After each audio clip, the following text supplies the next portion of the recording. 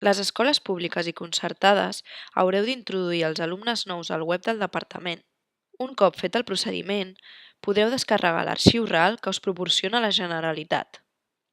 Un cop tingueu l'arxiu, per dur a terme tot el procés dins de ClickEdu, anireu a Administració, Tipus, Configuracions, Importacions, Exportacions i fareu clic a Preinscripcions. Des d'aquesta pantalla haureu de seleccionar l'arxiu del vostre ordinador i un cop el tingueu seleccionat feu clic a Pujar fitxer. Arxiu RAL pujat correctament. Un cop tingueu l'arxiu correctament pujat, feu clic a l'icona de l'ull Llegir.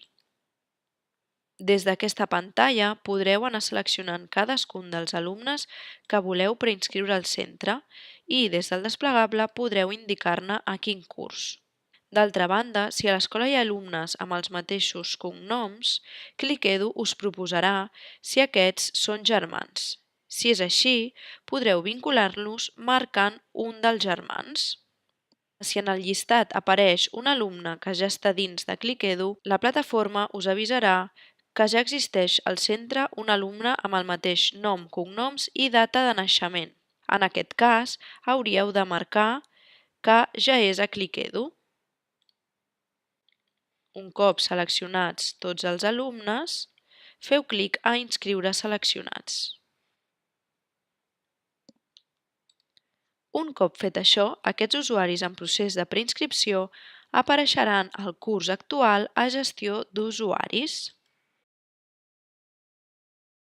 però sense classe assignada, ja que de moment no estan matriculats al centre.